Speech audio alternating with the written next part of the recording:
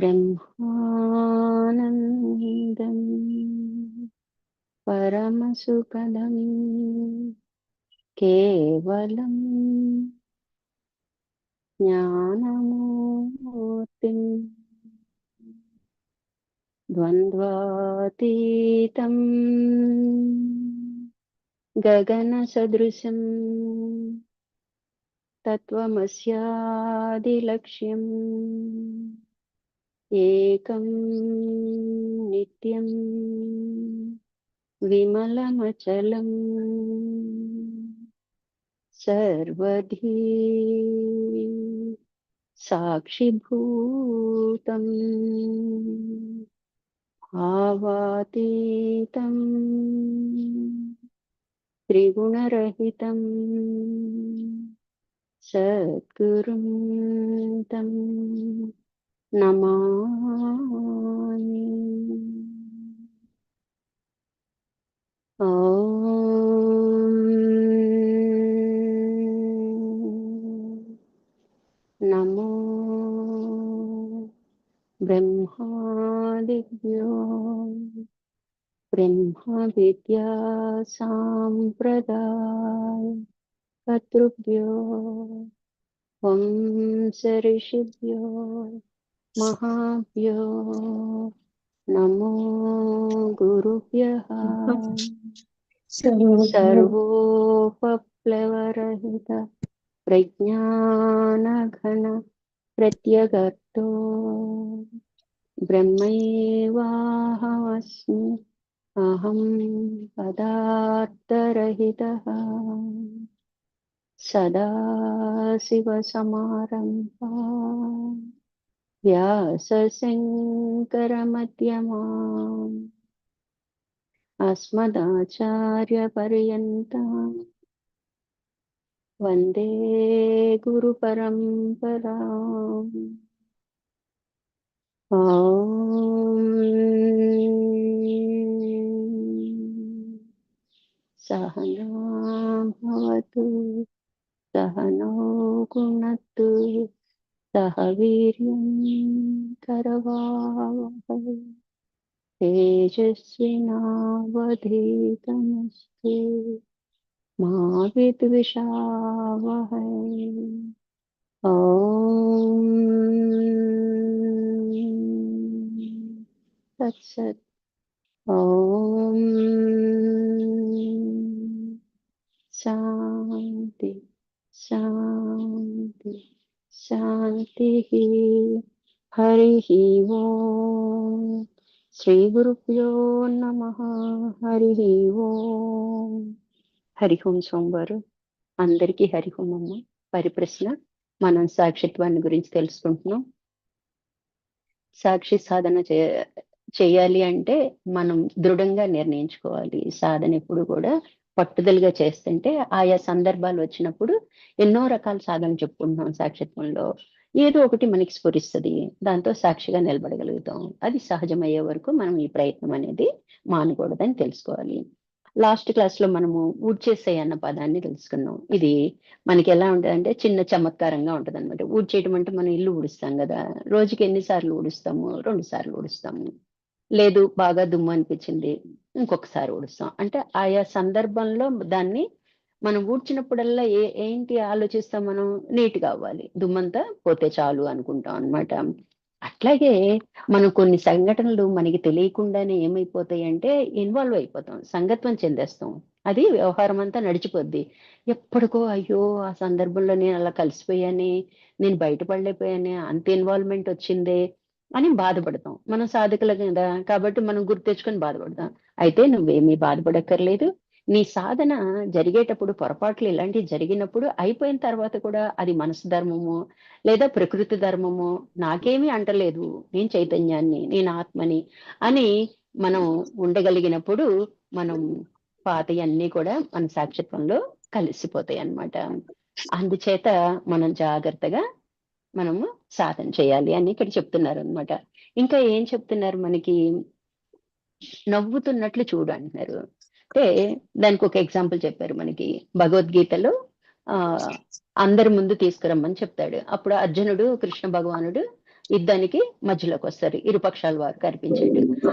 అప్పుడు అర్జునుడు దృశ్యానికి లోనైపోతాడు. అంటే కనిపించే తాతలు, తండ్రులు, మామలు, పిల్లలు ఇచ్చిన తండ్రి, అమ్మ మ్యూట్ లో ఉండాలమ్మా ఎవరో, అందరూ కూడా ఏం చేస్తున్నారు మనకి, వాళ్ళందరినీ చూసేటప్పటికి అతని హృదయము జాలి కరుణ ఏర్పడింది. అంటే నేను బలవంతుడిని, నేను అందరినీ చంపేయగలనన్న ఉద్దేశం కదా, అది కూడా ఒక తెలియని అహంకారమే. అరే వీళ్ళందరినీ చంపేసి నేనేం చేయాలి, నాకెందుకు ఈ బాధ, ఈ ఇలాంటి ఈ రక్త కూడుతో వచ్చిన రాజ్యం నాకు అవసరమా అని దుఃఖానికి లోనయ్యాడు. ఇంకో గొప్ప విషయం ఏంటంటే అతను అంతరంగా కూడా పరిశీలించుకున్నాడు. అరే నేను ఈ మోహంలో కొట్టుకుపోతున్నాను, నాకు బంధుత్వం ఈ సంగత్వం చెందేశాను, నేను సమత్వం కోల్పోయాను, నేను ఉండలేకపోతున్నాను, నేను నిర్ణయం తీసుకోలేకపోతున్నాను అన్న బాధ కూడా అతనికి కలిగిందనమాట. అట్లా దుఃఖానికి లోనవుతాడనమాట, విషాదానికి. అయితే పక్కనే ఉన్న కృష్ణుడు ఉంటాడు, అతనికి ఈ మధ్యలోకి రాకముందే అంతా తెలుసు. అంటే మనకి 4వ దశ నిరంతర సాక్షి అని చెప్పుకున్నాం కదా, ఆ స్థితిలో ఉంటాడు కృష్ణ భగవానుడు. ఏం చేస్తాడు అప్పుడు, అన్నీ తెలిసిందే కదా అన్ని చిన్న చిరునవ్వుతో చూస్తుంటాడు అనమాట. ప్రహసన్నివా అని చెప్తాం అనమాట.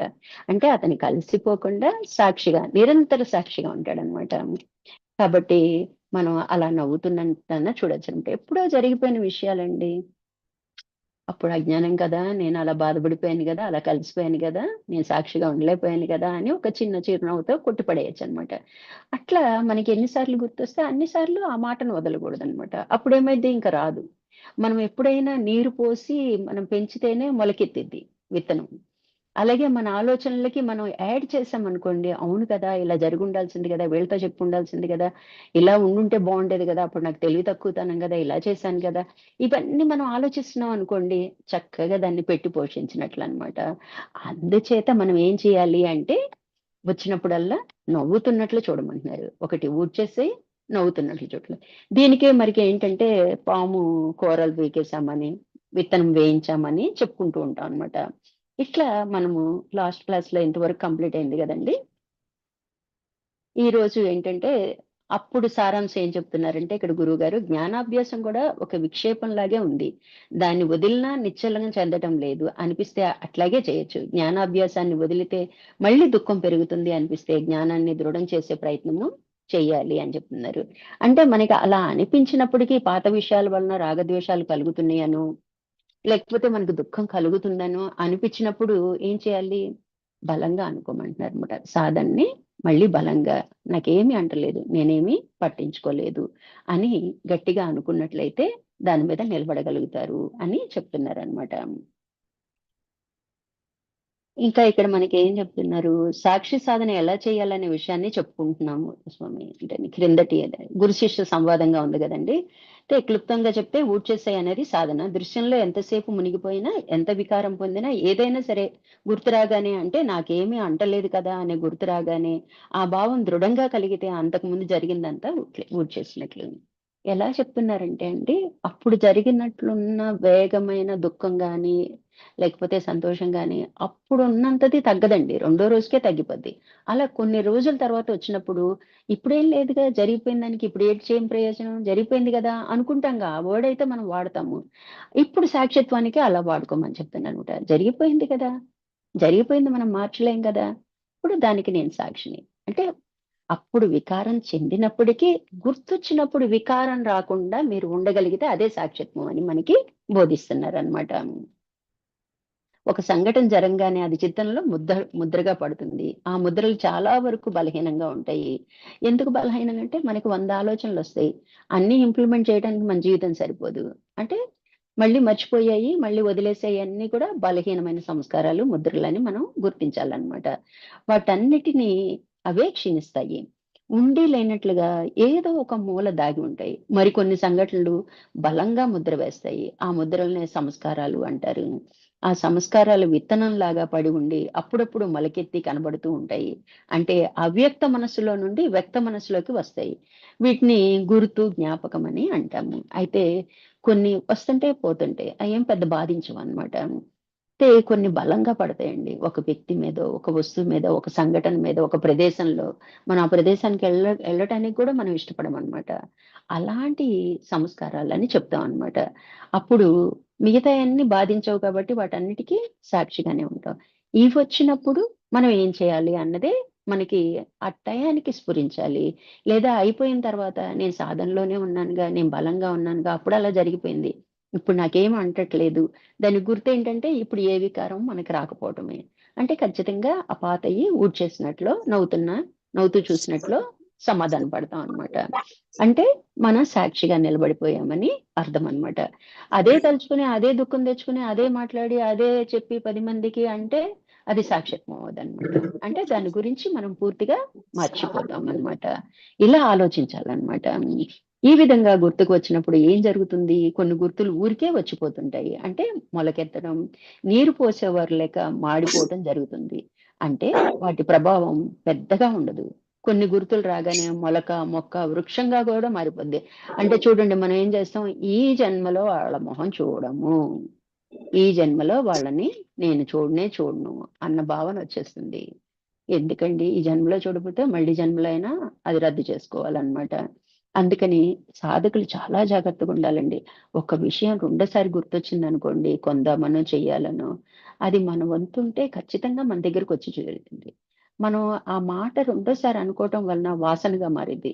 మళ్ళీ ఇంకో 2 సార్లు ఏదైనా చర్చించామనుకోండి సంస్కారంగా బలపడిద్దనమాట. అందుకని ప్రతి నిమిషం గూడా సాధకులు జాగ్రత్తగా ఉండాలండి. తస్మాత్ జాగ్రత్త, జాగ్రత్త, జాగ్రత్త అనేది ఈ జ్ఞాన యోగానికే అన్నమాట. ఏది కొత్తయి మనం అంటించుకోవద్దండి. కొత్త సంస్కారాలు ఏర్పరచుకోవద్దనమాట. అన్నీ పాతయి తప్పదు, ప్రారబ్ధం తప్పదు. మనం ప్రారబ్ధానికే సాక్షిగా ఉండాలనుకుంటున్నాం. ఉండటం వలన ఈ జ్ఞానంతో మనం సంచితానికి గూడా మనము సాక్షిగా ఉండగలుగుతాం అనమాట. అట్లా మనకి మొదటిసారి ఆ సంఘటన జరిగినప్పుడు ఎటువంటి ఉద్రేకం, వికారం అంటే కోపం గాని, జాలి గాని, ప్రేమ గాని, ఆశ్చర్యం గాని అలాంటివి జరిగాయనుకోండి, అవే భావాలు మళ్ళీ అనుభవంలోకి వస్తాయి. అంటే కేవలం సంఘటన గుర్తు రావటమే కాదు. ఆ సంఘటన ఇప్పుడు మళ్ళీ జరుగుతుందా అన్నంత వికార భావాలు మనలో కలిగాయనుకోండి, అప్పుడు సాక్షిత్వం లేదనమాట. మనకి గుర్తు చెప్తున్నారనమాట. మనం కరెక్ట్‌గా సాక్షిగా నిలబడ్డామా? ఏ విషయాల్లో సాక్షిగా ఉండాలి? ఆ ఉన్నప్పుడు మనకెలా అనిపిస్తుంది అన్న దాని మీద మన సాక్షిత్వం నిరూపణ అయ్యిద్దనమాట. అంటే మళ్ళీ అప్పుడెప్పుడో జరిగిన సంభాషణ మళ్ళీ కొత్తగా మనకి అదే వికారాలను కలిగిస్తుంది అంటే మనం ప్రకృతికి లోబడిపోయామనమాట.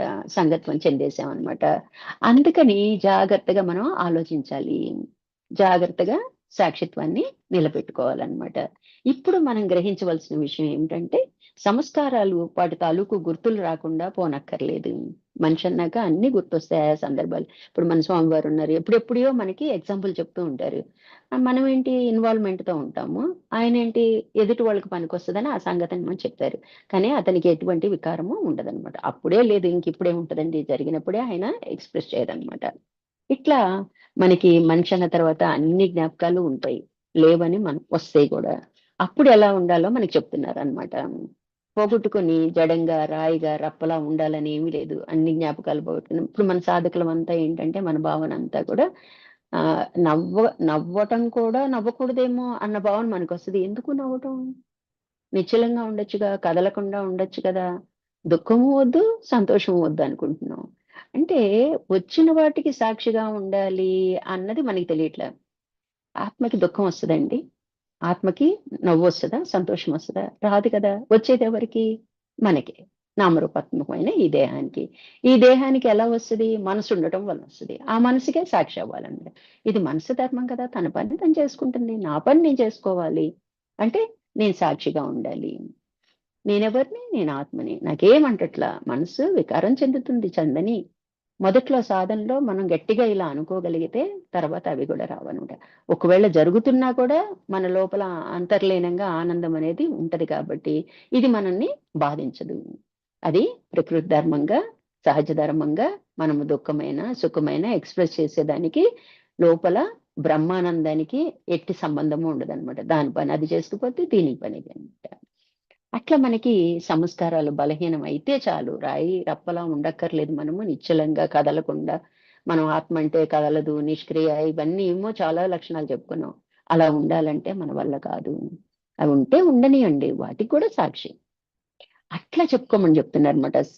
కేవలం సంస్కారాలు బలహీనం చేసుకోవటమే మనం చేసే సాధన. అంటే సంస్కారాలకి సాక్షిగా ఉండటం అన్నమాట. బలహీనం కావడం అంటే ఏంటి అని శిష్యుడు అడుగుతున్నాడు అనమాట. గుర్తు వచ్చినప్పుడు వాటి ప్రభావం అంటే వికారం కలిగించే ప్రభావం లేకుండా ఉంటే చాలు. బలహీనపడటం అంటే ఏంటండి? ఒకసారి గుర్తొచ్చింది, చాలా కష్టం అనిపించింది. రెండోసారి వచ్చింది, అంత బాధ అనిపించదు. మూడోసారి వచ్చింది, ఇంకా అసలు అనిపించదు. నాలుగోసారి వచ్చింది, ఇంకా అసలేమీ లేకుండా ఉంటదని.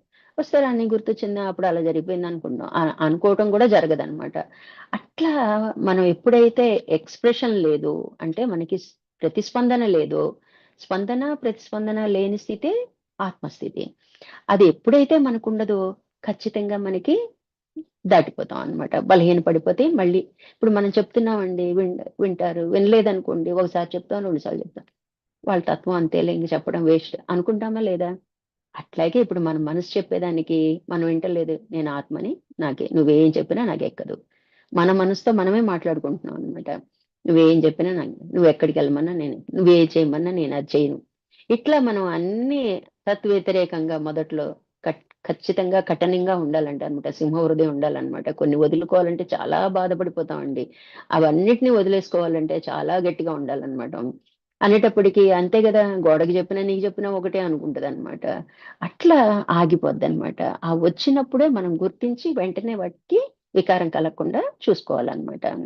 అంటే ఆ సంస్కారాలు గుర్తు వచ్చినప్పుడల్లా కామం, క్రోధం, భయం వంటి వికారాలు కలగకుండా ఉంటే చాలు. అదే బలహీనం కావటం. సంస్కారాలు బలహీనపడాలంటే ఏం చేయాలి అని అడుగుతున్నారనమాట. నవ్వుతున్నట్లుగా చూడాలి. అదే వాటిని ఊడ్చివేసే ప్రక్రియ. అంతకంటే ఏమీ చేయక్కర్లేదు. వెనకటి విషయం గుర్తు వచ్చిందనుకో, ఏదో వికారాన్ని కలిగించడానికి ప్రయత్నిస్తే నవ్వుకుంటూ, ఓహో! ఈ అనుభవం కూడా ఉందా నాకు?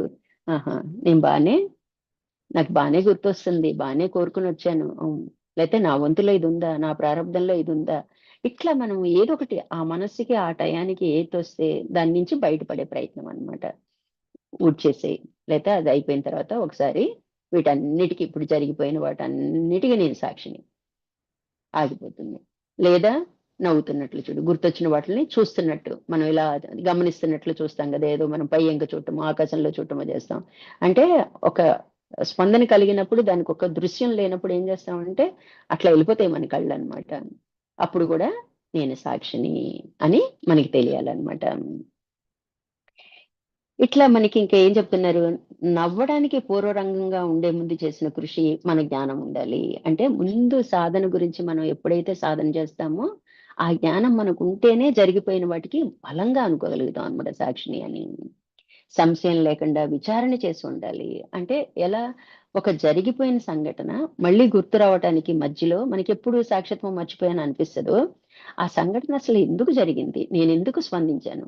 ఈ విషయానికి ఇంత స్పందించక్కర్లేదు. లేకపోతే ఈ విషయంలో నా తప్పిదం కూడా ఉంది. ఎదుటోళ్ళదే కాదు, నాది కూడా ఉంది. విచారణ చేస్తే కొంచెం బోధపడిద్దిగా.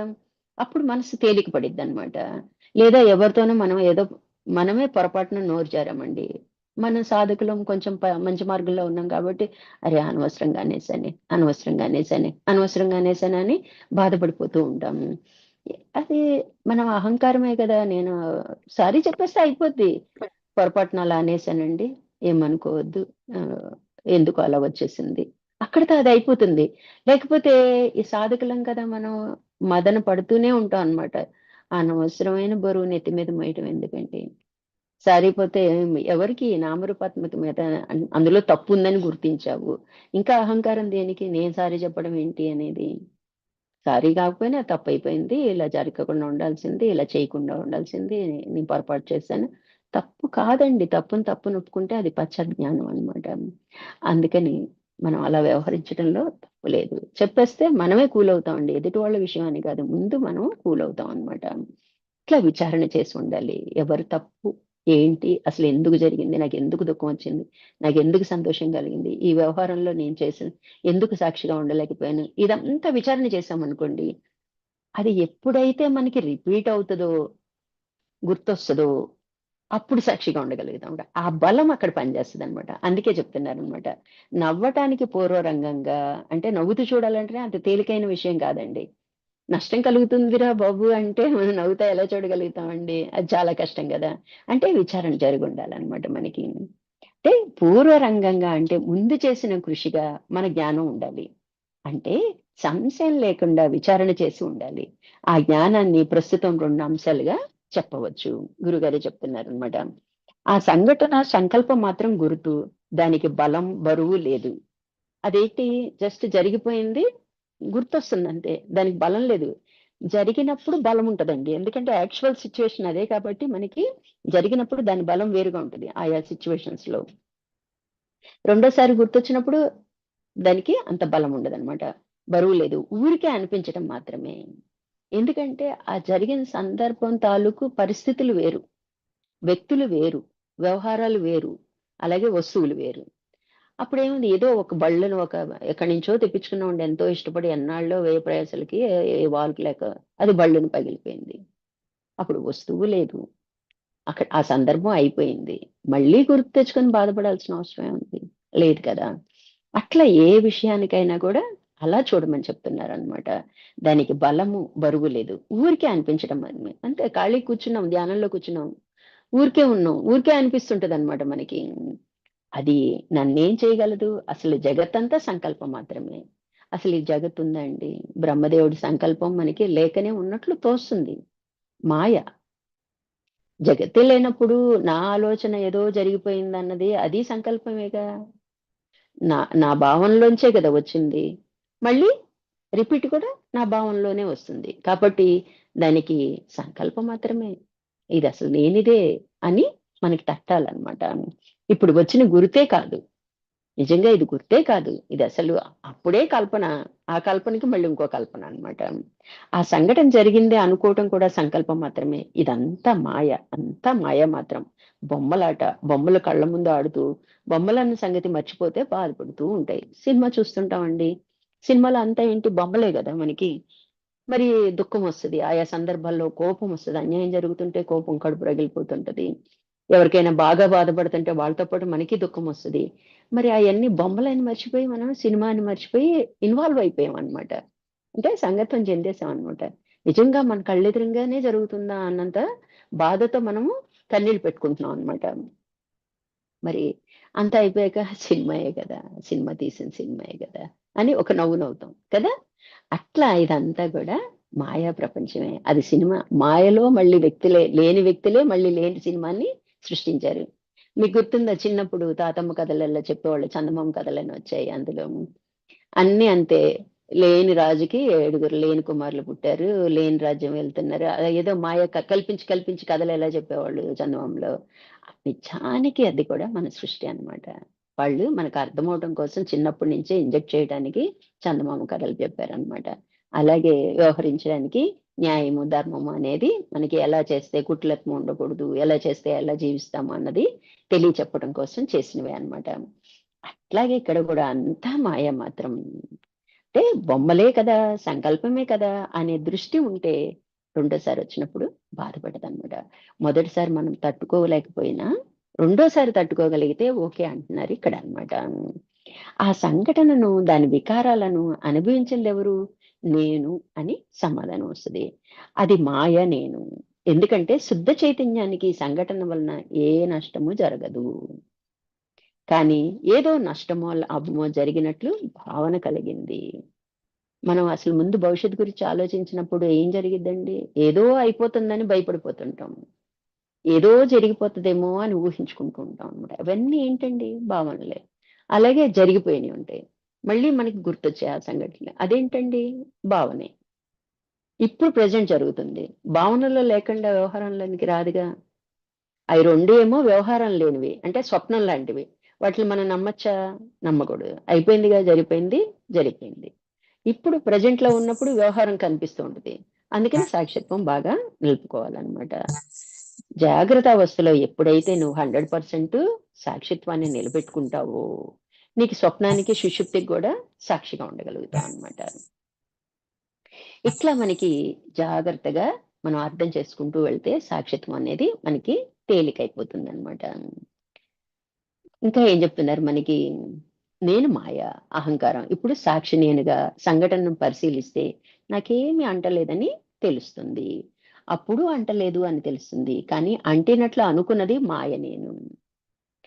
అదంతా కూడా మాయా ప్రపంచమే కదండి. సృష్టి అంతా కూడా మాయా ప్రపంచమే. అప్పుడు అనుకున్నది మాయ. నేనెవరిని? నేను ఆత్మని, నేను చైతన్యాన్ని, నాకేదీ లేదు అని అనుకోగా అనుకోగా మనకి సహజమైద్దండి.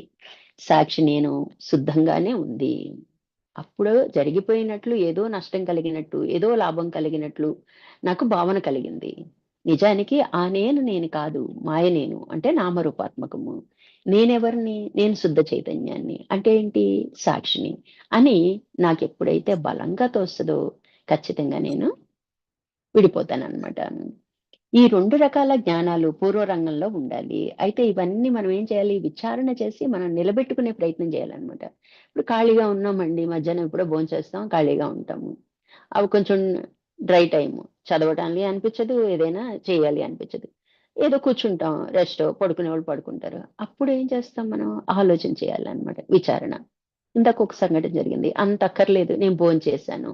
భోంచేసినప్పుడు నా బిహేవియర్ ఎలా ఉంది అని ఒకసారి మననం చేసుకోండి. అప్పుడు పట్టుకోండి. మనం ఏం చేస్తామంటే పెద్ద సంఘటనల దగ్గరే సాక్షిగా ఉండాలనుకుంటాం. నిత్య జీవితంలో మన వ్యవహారం అంతా నా ఇష్టాయిష్టాలు ఉన్నాయా అంటే నామరూపాత్మకమే. ఇష్టాయిష్టాలు లేకుండా రొటీన్‌గా అయిపోయిందనుకోండి అంటే జీవించినట్లే. కానీ అక్కడ గూడా నేను సాక్షిని అని విచారణ చేసి నువ్వు పెట్టుకుంటేనే నువ్వు సాక్షిత్వానికి అర్హురాలవుతావనమాట. నిలబెట్టుకుంటావనమాట. అట్లా మనం సాధన చెయ్యాలి. ఆ బలం ఏం చేస్తదంటే తర్వాత మనకి బలాన్ని చూపిస్తదనమాట. మనకి ఇంకా ఏం చెప్తున్నారు?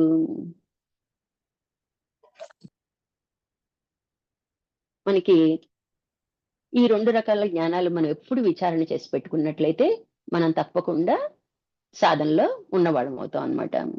ఇంకా ఏం చెప్తున్నారంటే ఈ 2 రకాల జ్ఞానాలు పూర్వ రంగంలో ఉండాలి. అంటే విచారణ చేసి ఉండాలి.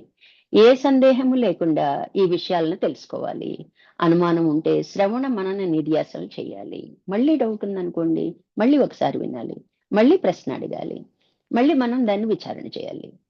వాళ్ళు చెప్పిన దానికి మన బుద్ధి బలంతో మనం ఎప్పుడైతే విచారణ చేస్తామో, మనకు కొంచెం అది క్లారిటీ వస్తది. క్లారిటీ రాలేదనుకోండి, మళ్ళీ అడుగుదాం. మన సీనియర్స్ ఉంటారు. వాళ్ళని అడిగి తెలుసుకోవచ్చు. అక్కడ కూడా క్లారిటీ లేకపోతే అప్పుడు గురువు దగ్గరికెళ్ళాలి. ఊరికే మనం గురువుగారిని విసిగించకూడదనమాట. ఆయన టైం మనము అలా తినేయకూడదనమాట. ఇంకా బలంగా కలిసినప్పుడు ఎప్పుడు కలుస్తూనే ఉంటాం. కలిసినప్పుడు అడగొచ్చనమాట. ఇట్లా ఏ అనుమానము లేదు. సాక్షి అర్థమైంది. కొంత అనుభవంలో కూడా వచ్చింది. కానీ ఎప్పుడు అట్లా ఉండలేకపోతున్నాను అనే వారి కోసం ఈ నవ్వుతున్నట్లు చూడే, ఊడ్చేసేయి అనేది. అంటే ఆ టయానికి మర్చిపోయి మనము సంగత్వం చెందేసి, వ్యవహారం జరిపేసి, తర్వాత ఎప్పుడో గుర్తొచ్చింది. అయ్యయ్యో! జరిగిపోయింది. అయ్యయ్యో! నేను కలిసిపోయానే, నేను సాక్షిగా లేనప్పుడు ఈ 2 తర్వాత పాటించినట్లయితే ఊడ్చేసేయి. అంటే ఏంటి? ఇది సహజ ధర్మం, ప్రకృతి ధర్మం. ఇది మనసు చేసే వికారము, మనోధర్మం. రాగద్వేషాలనేది మనసుకే, నాకు లేవు. నేను చైతన్యాన్ని అని తర్వాత అనుకోవటం వలన కూడా సాక్షిత్వం నిలబడతది అని మనకిక్కడ స్పష్టం చేస్తున్నారనమాట. కాసేపు దృశ్యంలో మునిగిపోయినా, తర్వాత ఆ సంస్కారాలని చెరిపివేయటం, పాత గుర్తులు వచ్చి బాధపెడుతుంటే వాటిని బలహీనపరచటం ఎలాగో ఊడ్చేసేయి, నవ్వుతున్నట్లు చూడు అనే సూత్రం ద్వారా చెప్తున్నాము. ఒక సంస్కారం ప్రకోపిస్తుంది. గుర్తుగా వస్తుంది. దాన్ని నవ్వుతున్నట్లు చూస్తే బలహీనపడుతుంది. దీన్నే నీరు పోయకుండా చూస్తే అనే మాట కూడా చెప్పవచ్చు. అంటే ఏంటి? ఒక ఆలోచనొచ్చిందండి. మనం ధ్యానంలో ఉన్నప్పుడు కూడా అంతే. తత్సంబంధంగా రియాక్ట్ అయ్యి అంటే ఎలా ఉంటదండి చైన్ ఇలా లింకులనమాట. మనం ఏం చేస్తాం దానికి ఇంకోటి కలుపుతాం, ఇంకోటి కలుపుతాం. చైన్ ఏర్పడిపోద్దనమాట. అలా కాకుండా అదక్కడికి ఆపేయగలగాలనమాట. అంటే నీరు పోయొద్దు అనమాట. అంటే దాన్ని మళ్ళీ పోషించొద్దు. దాన్నక్కడికి కట్ చేయటం. ఏదో జరిగిపోయిందిలే అయిపోయింది. నాకేం సంబంధం లేదు. నేను ఆత్మని అని కఠినంగా మన స్వభావాన్ని బట్టి మనకెలా చెప్పాలనిపిస్తే అట్లా చెప్పాలనమాట. నీరు పోయకుండా చూస్తే అనే మాటతో కూడా చెప్పవచ్చు. మొలకేమైద్ది నీరు పోయకపోతే వాడిపోద్ది, మాడిపోతుంది తర్వాత. అంటే వేళ్ళ లోపల ఇంకా ఉండొచ్చు. ఇంకా కొన్ని చూడండి కొన్ని రోజుల తర్వాత మళ్ళీ మొలకెత్తాయి. అలాంటియే మన సంఘటనలు కూడా అన్నమాట. అప్పుడు ఎప్పుడో ఒకసారి మళ్ళీ వానాకాలంలో గడ్డిలాగా మొలకెత్తుతుంది. ఏం చేయాలి? మళ్ళీ అంతే. మళ్ళీ నవ్వుతున్నట్టు చూడు, మళ్ళీ ఊడ్చేసేయి అని చెప్తున్నారనమాట. వికార పడకుండా, నీరు పోయకుండా, దాని మీద ఇప్పుడు ఆలోచనలు చేయకుండా చూస్తే మరింత క్షీణిస్తుంది. ఆ వచ్చిన సందర్భాన్ని ఆలోచన చేయకుండా చూడాలంటే మనకి బోలెడున్నాయండి. నామం చేసుకోవచ్చు. మళ్ళీ లేతే డైవర్ట్ చేసుకోవచ్చు. ఇంకో పనిలో పడొచ్చు. లేదా ఏదైనా గ్రంథం చదవచ్చు. లేదా ఏదైనా బోధ వినొచ్చు. కాసేపు అది మనని టచ్ చేస్తూ ఉంటది. మనం ఇందులో ఇన్వాల్వ్ అవ్వంగానే అది పక్కకు తప్పుతుందనమాట. అలా బలహీనపరచొచ్చనమాట. శిష్యుడు ఈ విధంగా ఎంతకాలం అంటే మనం గట్టిగా ఎంత సాధన చేస్తే అంత సాధన అనమాట. గురుగారు ఏం చెప్తున్నారంటే, వేలు, లక్షల సార్లు కాదు. సామాన్యమైన బలం గల సంస్కారాలు, గుర్తులు 10, 20 సార్లు రావచ్చు. సామాన్యమైన అని పెద్ద పట్టించుకొని అనుకోండి. కొంచెం సెన్సిటివ్ మనసోళ్ళకి గుర్తొస్తూ ఉంటాయి. వాళ్ళేంటి నేను సాక్షిని కదా! ఇవన్నీ జరిగిపోయినాయి గదా! నాకేం సంబంధం లేదని ఒక 10, 20 సార్లు దానికి అగైనెస్ట్‌గా మాట్లాడుకుంటే అంటే విచారణ ఉండాలండి. జరిగిన సంఘటనకి మళ్ళీ గుర్తొచ్చాక మధ్య ఈలోపు మనము విచారణ చేసి ఉండాలనమాట. అప్పుడు ఆ బలం ఇక్కడ మనకు పనికొస్తది వికారం రాకుండా. అప్పుడు మనం దాన్ని ఆపుకోగలుగుతాం అనమాట. ప్రతిసారి నవ్వుతున్నట్లు చూస్తే, ప్రతిసారి మరింత బలహీనమవుతాయి. ప్రతిసారి సర్లే జరిగిపోయింది అది జరిగిపోయింది. అప్పుడు అలా అయిపోయింది. పోన్లే. లేదా అవతలోళ్ళని అనుకుంటాం మనం పిచ్చోళ్ళు అలాగే మాట్లాడతారులే అని. ఏదో రకంగా అన్నమాట. ముందు మనం స్థిరపడాలంటే కొన్ని ప్రయోగాలు మనం చేయక తప్పదనమాట. ఆ విషయాన్ని సాధకులు తమ అనుభవంలో కొద్ది కాలంలోనే రుజువు చేసుకోవచ్చు. ఇంకా మరికొన్ని సంస్కారాలు బాగా దృఢమైనవి ఉంటాయి. తీవ్రమైన భావాలు, వికారాలు, కోపము, అసూయ, సిగ్గు, భయము, అవమానము, నష్టము ఇలాంటివి అసలు మర్చిపోలేకపోతామండి. ఎన్నాళ్ళు బలంగా ఉంటాయన్నమాట. ప్రతిసారి కన్నీళ్లు పెట్టిస్తదనమాట. మనకు అవమానం జరిగిందనుకోండి, ప్రతిసారి కన్నీళ్లొచ్చేస్తుంటాయన్నమాట. అలాంటియి నవ్వుతున్న దృష్టితో చూస్తే ఒక 100, 200 సార్లతో ఈ 10, 20 సార్లు తగ్గేయి. ఇవి కొంచెం బలమైనయి కదా! అయినా సరే మనం పట్టుదలగా వదలకుండా నవ్వుతున్నట్లు చూడటమే అన్నమాట. ఓహో! అంత దుఃఖంలో గూడా మనం నవ్వగలగాలన్నమాట. అట్లా 100, 200 సార్లు చూస్తే తగ్గిపోతుంది. 100, 200 అని బెంబేలు పడరాదు.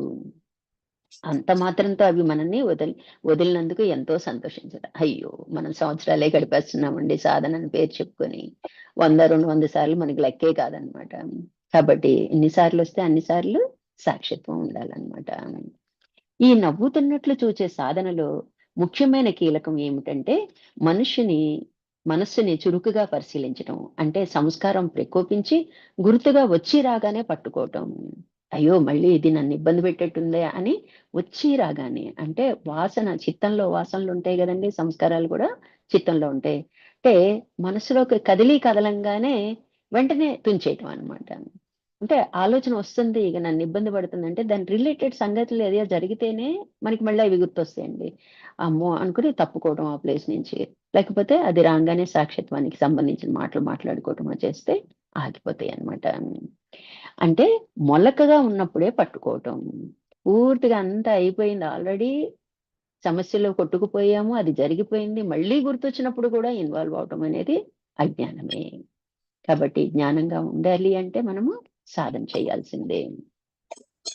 మొలక చిన్న మొక్కై పెద్ద వృక్షంగా మారాక వికారం కలిగి తీరుతుంది. ఎప్పుడైతే అది పెరుగుతుంటే అంతే గదా! వికారం చెందిద్ది. కనుక వచ్చి రాగానే పట్టుకోగలిగితే నవ్వుతున్నట్లు చూడటం కదులుతుంది. అట్లా చూడటం అలవాటైతే ఈ సాధన ఎంతో అందంగా, ఆనందంగా ఉంటుంది. వేటగాడు ఒక మృగాన్ని తరిమి కొట్టి ఆనందించినట్లుగా సంస్కారాలను, వాసనలు కొడుతూ ఆనందించవచ్చు. ఈ స్థాయికి వస్తే సాధన కష్టం లేకపోగా వినోదంగా అనిపిస్తుంది. ఈ సంస్కారాన్ని నేను భలే దెప్పేసాను. దీన్ని తప్పించుకున్నాను. అంటే తరిమి ఎలా కొడతాడు ఆ వేటగాడు. మనకొచ్చే ఆలోచనలు వచ్చి రాంగానే దాని నుంచి మనం బయటపడే ప్రయత్నం ఈ సాక్షి సాధనమాట. అప్పుడు ఎలా ఉంటది వినోదంగా చేస్తాం అన్నమాట. సాధన కష్టంగా అనిపించదన్నమాట. అలా చెయ్యొచ్చు అని ఇక్కడ మనకి గురుగారు బోధిస్తున్నారన్నమాట. ముఖ్యమైన విషయం మరొకసారి జ్ఞాపకాలు వచ్చి రాగానే పట్టుకుంటే నవ్వుతున్నట్లు చూస్తే వికారం కలగదు. వాసన క్షయం కలుగుతుంది. మనకందుకే లాఫింగ్ థెరపీ అవన్నీ చెప్తున్నారు చూడండి మనకి. ఎందుకు అంటే ఇలాంటి ప్రమాదాల నుంచి బయటపడటానికే అన్నమాట. అంటే అవి వస్తుండంగానే అది ఎంత పెద్ద కష్టమైందని అయిపోయింది గదా! అప్పుడేదో జరిగిపోయిందలా. అప్పుడు నేను అజ్ఞాని కాబట్టి బాధపడ్డాను. ఇప్పుడు జ్ఞాన మార్గంలో ఉన్నాను. నేను సాధకురాలిని. అని అంటే చాలండి. ఆటోమేటిక్‌గా అవేమైద్ది ఎంత కష్టమైనా మామూలుగా అయితే మనం ఎన్నేళ్ళొచ్చినా, ఎంత వయసొచ్చినా ఒక చిన్న మాటకి వెంటనే కళ్ళనీళ్ళు తిరిగితే ఆడోళ్ళకి ముఖ్యంగా సెన్సిటివ్‌గా ఉంటారు గాబట్టి, అది ఎదురు చెప్పలేక లేతే అట్లా మింగుకొని పక్కకెళ్ళిపోవటమో, లేతే ఆ తర్వాత బాధపడటమో ఇవన్నీ ఉండవండి. తెలి రద్దయిపోతున్నాయి. ఇంకా చెప్పాలంటే ఏంటంటే, మనయి రద్దయిపోతున్నాయి. ఇదన్నీ పిచ్చియన్నీ రద్దవుతున్నాయి. మంచిగా ఎలాగో సాక్షిగా చూస్తాం. ఇట్లా మనం జాగ్రత్తగా సాధన చేస్తే ఖచ్చితంగా వాటిల నుంచి మనం బయటపడతామండి. వినోదంగా చేయొచ్చని చెప్తున్నారనమాట.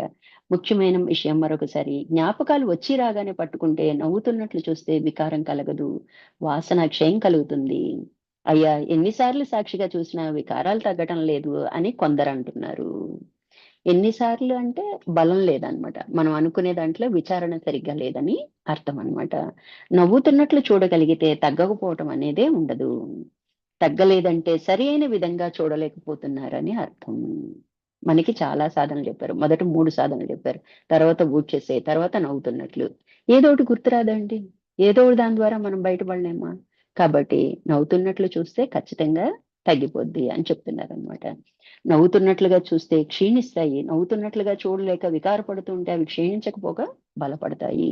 అంటే సంస్కారం ప్రకోపించి గుర్తుగా పైకి వచ్చినప్పుడు ఆ విషయాన్ని వెనుకటి విషయాన్ని ఇప్పుడే జరుగుతున్నట్లుగా భావించి దాన్ని మననం చేసి వెనకటి వికారాలను మళ్ళీ రానిస్తే మొలకకు నీరు పోసి ఎరువు వేసి పోషించి పెంచి వృక్షం అవుతుంది.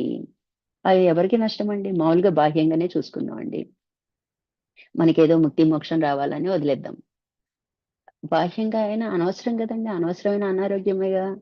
మనం ఉద్రేకపడి, ఆలోచించి, బాధపడి ఎన్నిసార్లు గుర్తొస్తే అన్నిసార్లు వృక్ష స్థితికి తీసుకొచ్చేసాం అనుకోండి. మొదట ఇన్సిడెంట్ ఎలా జరిగిందో యాజ్ ఇట్ ఈస్‌గా 100 సార్లు గుర్తొచ్చినప్పుడు కూడా అలాంటి ఫీలింగ్స్ వచ్చాయంటే ఎవరికి దెబ్బండి?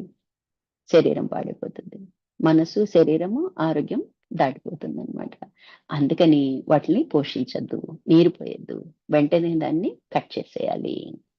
మనసు తనను తాను చురుకుగా పరిశీలించుకోలేకపోతే ఈ విధంగా అవుతుంది. ఇప్పుడు మనం ఏం చేయాలండి? నా మనసేమంటుంది?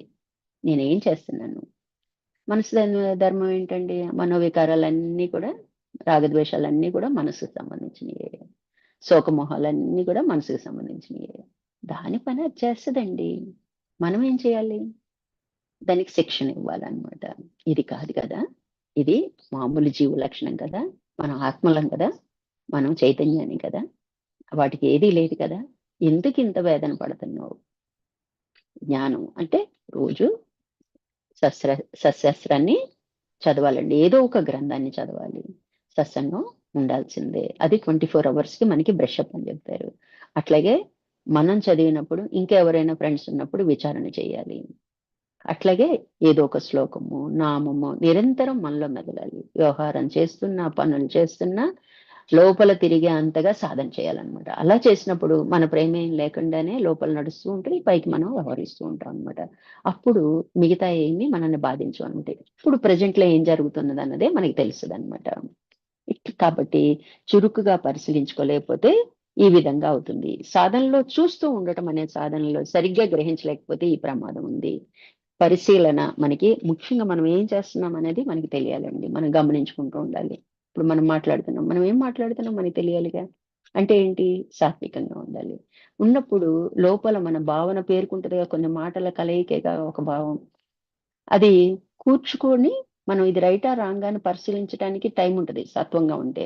రజోగుణ ధర్మం అయితే బడ బడ బడ బడ మాట్లాడతాం. ఖచ్చితంగా మన మాట్లాడేవాళ్ళు ఒక్కటి తప్పు పడతారు. ఒక మట్టుకే తప్పదనమాట. అందుకని సత్వం, సత్వం అని చెప్పేది గురువుగారు అందుకే అనమాట. సత్వానికే జ్ఞానం కూడా అబ్బిద్దనమాట. నిలబడిద్దనమాట. లేతే వింటాము, మర్చిపోతాం. వింటాము, మర్చిపోతాం అనమాట. ప్రయత్నించి గుణాన్ని మార్చుకోవాల్సిందే. కనుక సాధకులు దీనిని ఒక హెచ్చరికగా గ్రహించి నవ్వుతున్నట్లు చూడటం, వికారంతో చూడటం ఈ రెండిటికి గల తేడా తమ అనుభవంలో సరిచూసుకోవాలి. ఇలా ఉంటే బావుందా? ఇలా ఉంటే బావుందా? ఇలా ప్రశాంతంగా ఉంది. అనవసరంగా కష్టం తెచ్చుకోవడం ఎందుకు? ప్రశాంతమైన జీవితాన్ని వదిలేసి, కోరి వికారాలు తెచ్చుకొని ఎందుకు కష్టపడాలి అని బేజారు వేసుకోవాలిగా మనం. బాహ్యంగా కూడా మనకు ఉపయోగమే కదండీ! అంతరంగంగా ఇప్పుడు బాహ్యంగా ఎప్పుడైతే దీన్ని సమర్థించుకుంటామో, మనకి తెలియకుండానే అంతర్ముఖం అవుతాం. ప్రత్యేక సాధన అంటూ ఏముండదండి. మనం అలా వ్యవహరిస్తుంటే ఆటోమేటిక్‌గా అంతర్ముఖం అయిద్దనమాట. కాబట్టి నవ్వుతున్నట్లు చూడటం చేత కాకపోతే సాక్షి భావన కుదరనట్టేనా? అవును, కుదరనట్టే. స్వామి, ఈ ముఖ్యమైన విషయం కనుక ప్రశ్న మొదటికి వస్తున్నాను. నవ్వుతున్నట్లు అంటే ఏమిటి? చిరునవ్వా? లోపల లోపల నవ్వుకోవటమా? అంటే ఎంత డీప్‌గా ప్రశ్నిస్తున్నాడు చూడండి. ఈ శిష్యుడు కూడా జ్ఞానం బాగుందనమాట. అంటే గురుగారు నవ్వుతున్నట్లంటే నిశ్చలంగా, శాంతంగా ఉండటమే. అంటే ఈయన నవ్వక్కర్లేదు. చాలా మంది చూడండి అలా బింకంగా ఉండిపోతారు. కొంతమంది బళ్ళు నేడ్చేస్తారు. కొంతమంది కళ్ళెమ్మట నీళ్లు కారిపోతే మామూలుగా మాట్లాడుతా ఉంటారు. ఇట్లా ఎన్నో రకాలుగా మనం చూస్తుంటాం. నిశ్చలంగా చూడటం అనమాట. జరిగే దాన్ని ఏ స్పందన లేకుండా అట్లా ఆహ్వానించడం అనమాట. జరగవలసిందే జరుగుతుంది. అంటే నిశ్చలంగా ఉండటం అనమాట. శాంతంగా ఉండటం. అయితే అభ్యాసకులు మొదట్లో పెదవులు కదిలించినట్లు, కదలనట్లు చిన్న చిరునవ్వు పెట్టుకుంటే నష్టమేం లేదు. అంటే పెట్టుకోవచ్చు. మంచిదే. లోన ఎటువంటి వికారం కలుగుతున్నా సరే, పెదవులు వెడల్పు చేసి నవ్వుతున్నట్లు నటించవచ్చు. ఇంకా లోపల ఏదైనా వికారం వస్తుంటే సర్లే అని ఇలా నవ్వుకోవటం అనమాట. హ్మ్. అన్నామనుకోండి. ముందు నటనే అయ్యుండొచ్చు. కానీ అది సహజమైద్దనమాట.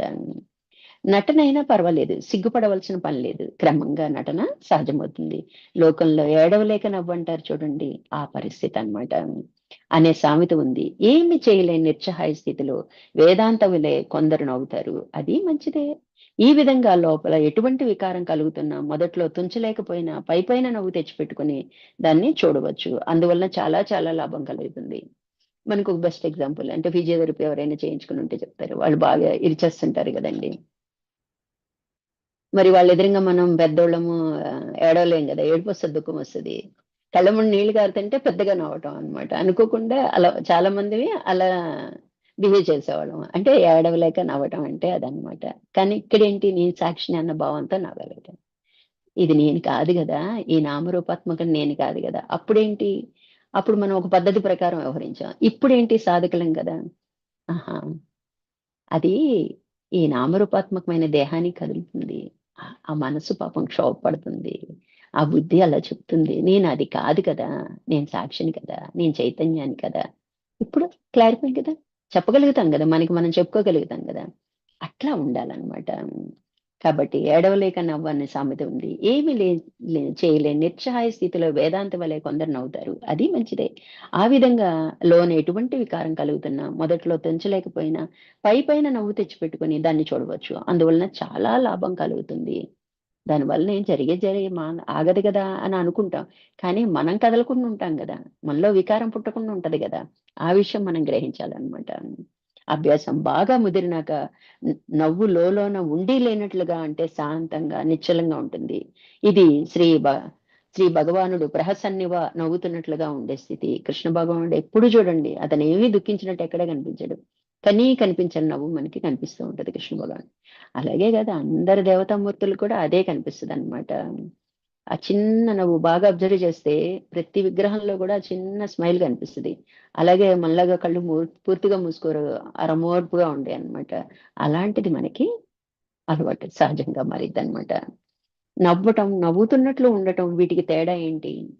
నవ్వటం వేరు, నవ్వుతున్నట్లు ఉండటం. ఇది నటన, ఇదేమో నేచురల్ అన్నమాట. అంటే నవ్వటం అనేది ఒక వికారం కిందకొస్తుంది.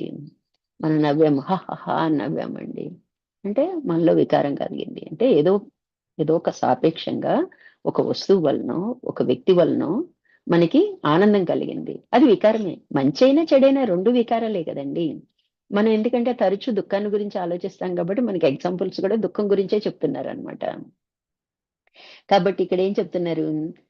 నవ్వటం అనేది వికారం కిందకొస్తుంది. తక్కిన వికారాలు కోపం, భయం వంటి వాటి కంటే చాలా మంచిదే. కనీసం మనలో పాజిటివ్‌నెస్ ఉంటదనమాట. దుఃఖం అంటే అనవసరంగా కృంగిపోతాం అనమాట. అయినా అది ఒక వికారమే. ఒకదానిని మెచ్చుకుంటే ఎగతాళి చేస్తేను అది నవ్వు కిందకొస్తుంది. ఆ 2 రకాలు మెచ్చుకోవడం, ఎగతాళి సంస్కారాన్ని, వికారాన్ని అభివృద్ధి చేస్తాయి. కనుక నువ్వు సాధన కాదు. ఇక నవ్వుతున్నట్లు అంటే వికారాన్ని మంచి, చెడు దృష్టి లేకుండా ఏదైనా మాయ కార్యమే, సంకల్పం మాత్రమే అని దృష్టితో చూడడం అవుతుంది. ఇది సంస్కారాన్ని బలహీనపరచడం. అది మంచిదైనా, చెడ్డదైనా ఏదైనా కదులుతున్నామా లేదా? కదలికంటే విక్షేపం. మరి అదే విక్షేపం ఉండకూడదు కదా ఆత్మకి. అంటే దేన్నైనా నవ్వుతున్నట్లు చూడటమే. దేన్నైనా గమనించటం. దేన్నైనా పరిశీలించటం అనమాట. అప్పుడే మన సంస్కారాలేమిటి బలహీనపడతాయన్నమాట. నాటకాన్ని చూస్తూ అందులో మునిగిపోయిన వారు సుఖదుఖాలకు నవ్వుతూ ఏడుస్తూ ఉంటారు. అన్ని రసాలు అనుభవిస్తారు. ఇక ఇది నాటకమేగా అనే దృష్టి మరవకుండా చూచేవాడు ఏ రసాన్ని అంతగా అనుభవించడు. ఏదో టైమ్ పాస్‌కొస్తారండి. అప్పుడు అంత ఇన్వాల్వ్‌మెంట్ ఉండదనమాట. సినిమా చూడాలి, సినిమా మీద బాగా ఆసక్తి, తహా ఉన్నోళ్ళకి ఇవి వాటిలో ఇన్వాల్వ్ అవుతారు అనమాట. లేనోడు అది నాటకంగా ఎంటర్టైన్మెంట్కి వచ్చానా కాలక్షేపం చేస్తాడు, వెళ్ళిపోతాడు అనమాట. కాబట్టి శాంతమే, ఎప్పుడు శాంతంగా ఉంటాడు. నిశ్చలంగా ఉండడం అంటే శాంతంగా ఉండడం, ఏ ఆలోచన లేకుండా ఉండడం, ఏ రిఫ్లెక్షన్ రాకూడదు, అవతల దాని మీద మనం రిఫ్లెక్ట్ అవ్వకూడదు అనమాట. అంటే ఇది మంచనో చెడనో బాగుందనో బాలేదనో ఇలాంటి ఆలోచన లేకుండా చూసాం అనుకోండి. తినేటప్పుడు కూడా అంతే గమనించండి. ఎప్పుడో మనకి ఇష్టమైన కూర వస్తే మనకి దాని మీద మంచి చెడు అనే భావం కలిగితే మిగతాది రొటీన్ గా పెట్టుకుని తిని వెళ్ళిపోతాం. అప్పుడు మరి అది సాక్షిత్వం కాదా? అప్పుడు వికారం ఉందా? లేదు కదా, మరి ఆత్మగానే ఉన్నాం కదా. అది గుర్తించాలండి. మనం ఏం చేస్తున్నామంటే, మనం ఆత్మగానే ఉన్నాం, సాక్షిగానే ఉన్నాము. అది మనం గుర్తించలేకపోతున్నాము. గుర్తించటమే ఇప్పుడు మనం చేయాల్సిన సాధన అనమాట. ఎప్పుడైతే మనం సహజంగా ఉంటుందో, అది గుర్తించినట్లయితే ప్రత్యేక సందర్భాల్లో వికారం కలిగినప్పుడు ఖచ్చితంగా ఈ సాక్ష్యం వస్తుందనమాట. ఇది క్యాజువల్‌గా నడిపేసుకొని వెళ్ళిపోయే జీవితాన్ని ఎక్కడో ఒక సంఘటన జరిగినప్పుడు ఉండలేకపోయాననో, ఉన్నాననో అనుకోవటం కాదు అని మనం గ్రహించాలనమాట. ఎప్పుడూ శాంతంగానే ఉండాలి. ఈ విధంగా సంస్కారాలు బలహీనం చేస్తుంటే కొన్ని చోట్ల నష్టం ఉంటుందేమో అని శిష్యుడు అడుగుతున్నాడు. అంటే సంస్కారాలంటే ఇప్పుడు మనం జ్ఞాన మార్గంలో ఉన్నాం. చాలా మంచి చెడులు తెలుసుకుంటున్నాం. మరి అవి కూడా బలహీనం అవుతాయిగా అంటే ఒక స్టేట్‌కెళ్ళే వరకు మనం దీన్ని సాధన చేస్తాము. అప్పుడు మంచి ఇయ్యవద్దు, మనకి చెడ్డ ఇయ్యొద్దు. ముందు ఈ చెడుని మనం తీసేయటానికి మంచి మంచి కార్యాలు, మంచి ఆలోచనలు పెట్టుకోవడానికి ఈ గ్రంథ పఠనం గాని, సత్సంగం గాని మనకి సహకరిస్తుందనమాట. మిగతా అంతా ఏంటి, ఆ తర్వాత అది కూడా మనకవసరం లేదండి. అంటే కామ్‌నెస్ ఉండాలంటే మంచి రాకూడదు వికారం, చెడు రాకూడదనమాట. ఇట్లా సాధనంతా ముందేంటంటే చెడుని తోసేయటానికనమాట. తర్వాత మంచి కూడా అవసరం లేదు అని గుర్తిస్తాం అనమాట. అట్లా మన సాధన సాధ్యమైద్దనమాట. హరి ఓం అండి. ఇక్కడికి ఆపుతున్నాను. రేపు కంటిన్యూ చేద్దాం.